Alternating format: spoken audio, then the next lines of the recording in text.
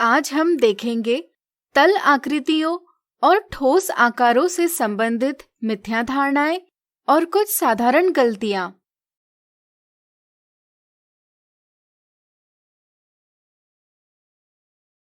मिथ्या धारणा 1, दर्शाए गए आकार के सभी कोणों का माप 90 डिग्री है। आकार की पहचान कीजिए। दर्शाए आकार की कुछ लंबाई, चौड़ाई और ऊंचाई है, यानी कि इसने कुछ स्थान घेरा है। इसलिए दर्शाया हुआ आकार एक त्रिविमीय आकार यानी 3 डायमेंशनल शेप है। कुछ बच्चे यह देखते हैं कि दिए गए त्रिविमीय आकार में सभी फलक यानी फेसेस 4 भुजाओं से बने हैं, यानी कि चतुर्भुज यानी क्वाड्रिलैटरल है। इसलिए वे सोचते हैं कि यह एक घन यानी क्यूब है। बच्चों का ध्यान यहाँ जाता ही नहीं कि इस आकार में सभी फलक वर्गाकार नहीं हैं। वे ऑप्शन 1 जवाब देते हैं, जो कि एक गलत जवाब है। घन के सभी फलक वर्गाकार होते हैं।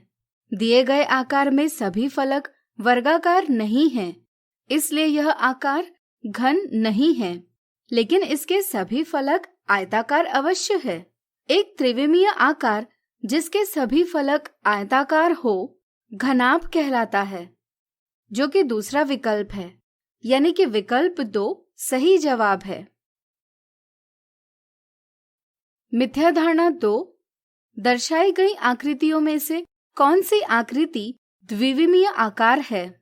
कुछ बच्चों की समझ होती है कि सिर्फ ज्यामिति के आकार जैसे आयत और वृत्त ही द्विविमीय आकार होते हैं, इसलिए वे सोचते हैं कि आकृति 3 एक द्विविमीय आकार नहीं है।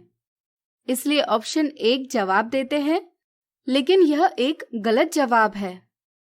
कुछ बच्चे सोचते हैं कि सिर्फ ऐसी आकृतियां जिनकी लंबाई और चौड़ाई मापी जा सकती है, सिर्फ वही द्विविमीय आकार होते हैं।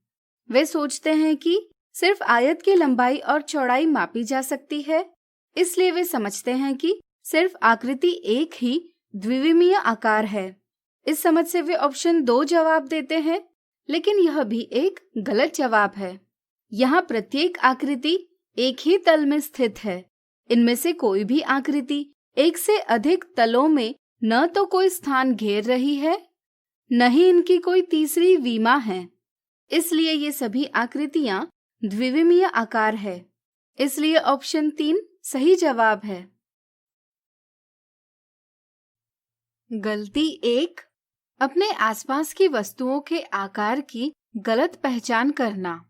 कुछ बच्चों से यदि पूछा जाए कि माचिस की डिबिया, दरवाजा और गेंद कौन से आकार के हैं, तो वे सोचते हैं कि माचिस की डिबिया और दरवाजा आयताकार है और गेंद वृत्ताकार है।